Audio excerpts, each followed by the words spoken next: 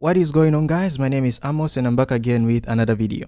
So in today's video we want to talk about structures in C, right? So my guess is that you guys already know what an array is, and we're going to basically build from our knowledge of arrays and try to see how structures are different from arrays, and when you can use structures and when you can use the arrays that you guys that I'm supposing you guys are are already familiar with, right? So what is a structure? So well, a structure is a structure is basically going to store related information about an entity. So what is an entity? Well, by entity I mean things like people, objects, books, for example, cars. An animal is an entity because an animal has properties that are related to it. So for example, the name of the animal, the sound the animal makes, the color of the animal. So all those properties, all those variables describe the animal, right? So we can consider animal as an entity. We can treat it as an entity in our case when we are when we'll be defining these structures. So we can refer to that particular animal as an entity. Now what animal does is that it is going to create a template through which other variables can be created. So it's like in this particular case we'll be defining a new data type that is going to sort of like contain all those properties that I've mentioned with respect to animals. So for example, we're going to define a new structure, or we're going to define a new data type that we can use to sort of like model an animal, or model a person, model a book, and things like that. Okay. So another entity is a book, for example. A book has properties that are properties such as the number of pages in that particular book, the author of that book, and then the publisher, and all those details. So all those things are related to the book. Okay, all those things are related to the book, and then the book is an entity. So we can use a structure to sort of like model that particular information. Now let's start first of all with arrays. What can we do with arrays, and what can we not do with arrays? So we already know that an array is going to store a sequence of values. For example, you can store in a contiguous fashion. So meaning the items are going to follow each other in memory. Okay, so you can now use things like indices to sort of like access certain properties of that particular array. So if I write something like int maybe numbers like so, now we know that here maybe we need to specify the size of our array. We can say that here we're going to take five numbers. Okay. And then here we can put maybe 1, we can put 2, we can put 2 like so, we can put 3, we can put 4, and then we can maybe just leave it the way it is. Okay, you can add, you can fill this, you can fill this array if you want, but I'm just going to end at 4 like this. So this is what we can do with an array. So we can now use indices. So let's now call the most awesome printf function, and then here we're going to say %d like so, and then here we can maybe say numbers, and we can just pass in the index 0 like so, and then this should give us the first item in the array, because arrays are 0 start from 0. Okay, that we already know. So let's now try to compile our program. Now I've already created the file structures.c, and this is the line that is going to compile our program, and that is going to produce the structures, this file as our output file. Okay, so I'm just going to hit enter here, and of course we have no errors.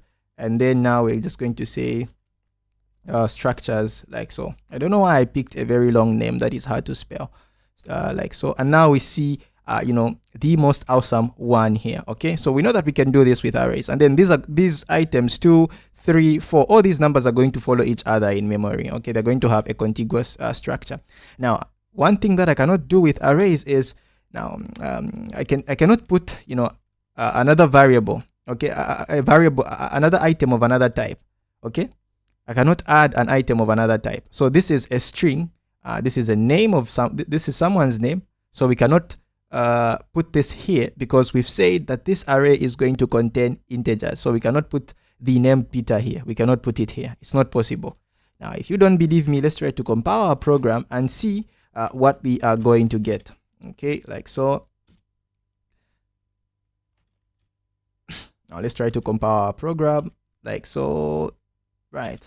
So look at what we have now. So we have an error. So it says initialization of int from char makes integer from pointer without a cast. Now this is not very helpful if you are reading this, but all this is saying is that you cannot put someone's name here, because you've said in the very beginning in the Genesis that this array is going to be an integer array, and so it should only store integer values. You cannot put something else here. So any value that I put here must be an integer. It cannot be something else here. So this is not possible with arrays, and that is why today we want to talk about structures. We want to see how it can be possible that we can put different items of different types in one entity. Okay, in one entity. Now, I give you examples of, entities like books, animals and people. Now, let's try to pick one of those entities and see how we can define a structure in C. So to define a structure in C, all you have to do is to use the struct keyword. You have to use the struct keyword. And then you have to give your struct a name. You have to give, your structure a name. So I can call this one student, for example. Maybe let me just first of all start with person. So now let's think about the properties of this person, the members of this person structure. Okay, now of course I spelled that wrong, so it's supposed to be person, like so. Now a person has a name, right? A person has a name, so we can just say char name, like so, and then we can maybe say that this is going to have a maximum of 50 characters, like so. A person is going to have a name. Now a person is also going to have an age, so we can say int age, like so. A person is also going to have a weight. So that weight is going to be a float, because someone can weigh 50.2 kgs, 50.2 lbs, any units you want to put there, you can basically put them there, right? But here we're just going to represent the number. Okay, we're just going to have a representation of the number. So float, then we can just say weight, for example, like so. Okay, so these are some of the properties that are related to this person entity. Okay, there are other properties like the date of birth and maybe height and things like that. So you can also put them here, but let's just go with these three for now, and then we'll see what we'll do to sort of like add the other properties, like for example the date of birth. Okay, so this is how we define a structure, like so. This is how we define a structure. Now what we've done here is that we have a new data type. Okay, we have a template through which we can create different people. Okay, so this is like something that is general. So this describes the properties a person is going to have. Okay, so this is like our blueprint. So we can now create variables that are going to take specific values. So we can create people that are going to have different names. So we can create person 1, for example. So to be able to use this person structure that we've created, we have to reference it here. So we have to say struct, and then what structure do we want to use? Well, we want to use the person structure, like so. And then this is like this is equivalent to writing int to be able to declare an integer value. So what I've written here is equivalent to writing the int here. So it basically initializes or gives us a chance to sort of like define or define a variable. Okay, so this is equivalent to writing int here. So we know what follows. If I write int, you cannot just leave the int alone here and expect to have something that C is not going to frown upon. So all you have to do, the next thing that you have to do here is to give your variable a name. So we can do that here. So we can say struct person, like so, and then we can maybe just say person 1, like so, and then we can access the members of this person structure by saying person 1 dot, and then we can set the age of this particular person. Then we can just say the age of this person is 12, like so. And now if I use the most awesome printf function, maybe here we can just say the age is, and then we can just throw in our %d, like so. And then here I can do something like this. So person 1 dot age, like so, so to print out the age. All right, now let's put that semicolon there so that the compiler does not scream at us, like so. Now let's try to compile our program, like so. We get no errors, and then structures, like so, and then we see that the age is 12. So we've correctly set the age of this particular person. So we can also do the same, same thing for the weight. So we can say person 1 dot weight, like so, and then we can set the weight to maybe 50.2, something like this. Okay, and then now here we can also print out the weight, and the weight is All right, so the weight is, and then we have percentage %d. Now we have to use percentage %f here, because that is the appropriate format specifier for, a float, like so. And then now we can say person1, like so, and then we can say dot to access the members of, the person structure, right? So let's, put the weight there, like so, and then we save that, and then clear, and then compile our program, and then we have to go structures, like so. Okay, so we have this. So the edge is, or the edge is, so actually here I'm supposed to move this percentage %d, the edge is, so that it makes sense. And then here we're going to say, our float is going to be, we're just going to, we just want 2 decimal places after the decimal point, and then we can save that, and then so that gives us something that is nice, so and easy to read. So and then now let's compile structures, like so, right? So the edge is 12 and the weight is 50.20. all right, so this is how we can do it. Now notice that here we have to be very careful, especially when we're working with strings. We cannot do something like this. So we cannot set the name like so, person.name. We cannot set the name like this, so we cannot do it like this. So we cannot say maybe Peter, like so. We cannot do this. We cannot do this. Okay, so the compiler is going to scream at us. Now if we try to hover over this, person1, expression must be a modifiable value. Now if we are stubborn and now want to compile this program and ignore whatever and ignore the help that Visual Studio is trying to give us, well, we're going to get this assignment to expression with array type. So what you have to do here is to use this method. You can use this method to set, you can just say string copy, like so. And then now here we want to copy into what variable? Well, we want to copy into person1 dot name. We want to copy the value Peter, like so. And then now we can put a semicolon there, and then now the compiler is not going to scream at us. And then now if you want to print the name, now for some reason I cannot, okay, if you want to print the name, you just have to go printf, like so. Then you can just say name here, and then we're going to throw in our percentage %s because it's a string, and then we want to print person1 dot and then name, like so. And then we want to save our program, and then make sure that we clear our terminal, and then we want to compile our program. Oh my god, so incompatible implicit declaration of the function string copy. So we have to include the library. We have to include this library, so we have to go include string.h, like so, and the error should hopefully go away, like so. Clear our screen, come back, compile our program, boom, we get no errors. And then we're going to go structures, like so, and you see that we are able to print out our name. So maybe to make this look a little bit better, what we can do here is here we can just throw in our new line, like so.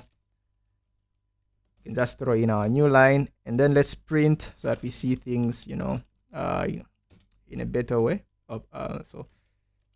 Structures, like so, and then we see that we've been able to set the name, and then we've also been able to set the age and the weight of the person, right?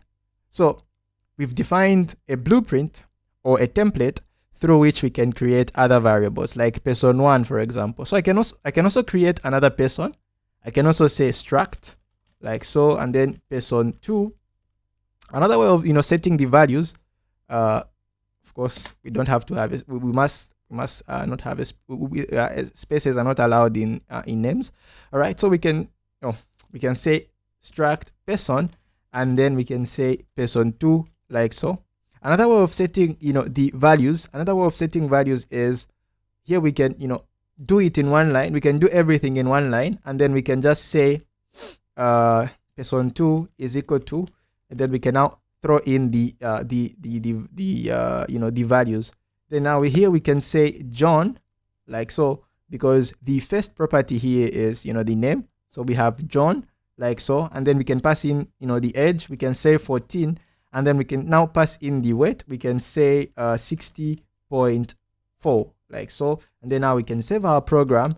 And now what I'm going to do is that I'm going to leave this the way it is. But then instead of saying person1.name, I'm going to say person2.name. Then I'm also going to say person2.age. Then I'm also going to say person2.weight. We save our program and let's try to compile and see what we get. Okay, we do that, and then dot, and then structures, like so, boom. So we have John, and then the age is 14, and then the weight is 60.4. So we can do it in one line. Okay, we can do it in one line, just like we work with things like int. We can just say int number. If you want, you can leave it the way it is, and then maybe say number is equal to 2, like so. Or you can do it in one line and say int number is equal to something like 12. Okay, like so. So you can also do that with structures. Okay. Now later on, we're going to talk about unions, and we're going to see that with unions, this is not possible. Okay, we're going to see that this is not possible with unions. This is going to be criminal. Okay, but with structures, it is possible.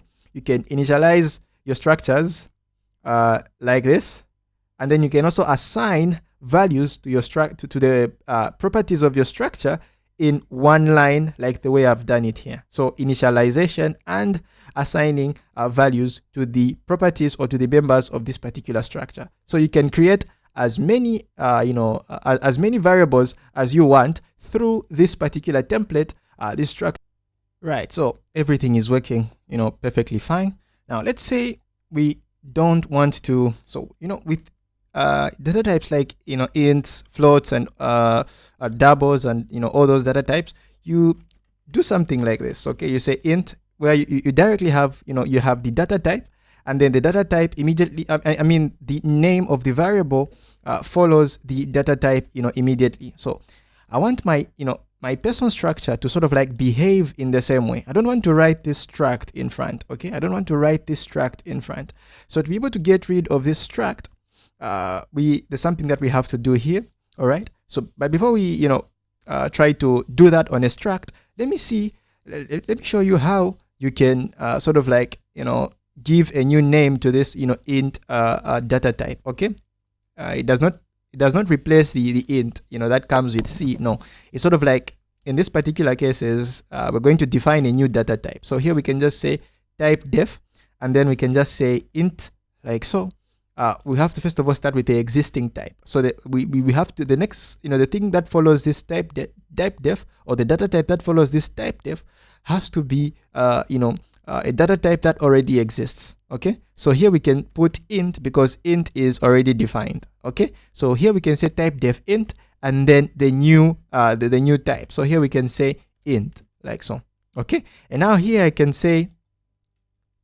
go int, like so, and this is not going to be a problem. And then I can also say this is going to be equal to 12, like so. And then maybe let me comment these lines out. I want to comment these lines out, like so. And we don't need to print the name, so we just want to see what is going to happen here. So here we can say we can now use the the printf, like so. And then here we can say %d, like so. And then if I say number, like so, everything should work perfectly fine. Okay, everything should be fine, everything should be okay. Now let's see, let's try to compile our program, like so. Right, we get no errors. And then now if I go structures, like so, you get 12, like so. So nothing has nothing has broken, so everything is working perfectly fine. Okay, so what is happening here is through this particular type def, we can sort of like define new data types. Okay, this is what we're going to use to sort of like help us get rid of this struct in front of this person structure. So we don't have to specify that this is a structure. Okay, we just want to write person or anything. Okay, so we're going to use this particular format, this same format that we have here. So I'm going to prefix this struct person here with type def. Okay, just going to prefix that with type def like so, and then now we have to give, you know, our the new name. Okay, we have to now say what the name of the new type is. Okay, just like we have here. So here we have an existing type, and then we have the name of the new type. Now here I can say person like so. So by writing this, by writing our structure in this way, we can now get rid of this struct keyword that is in front of person. But then we don't have to use this lowercase person like so. We have to use this new name that we have here, just like we did here. We used int like so. So we're just going to get rid of this struct here like so, and we should probably see, you know, an error, but that is not a problem because we are going to fix it just, you know, now. Then here we can say person, then the error goes away. We can also say person here, and then the error goes away. And then I'm going to uncomment my lines. I'm going to uncomment my lines and see whether that is going to, you know, work. Okay. Now let's quickly go back here. Let's clear, you know, this, and then the terminal. Let's compile our program. We get no errors, and then let's try to print.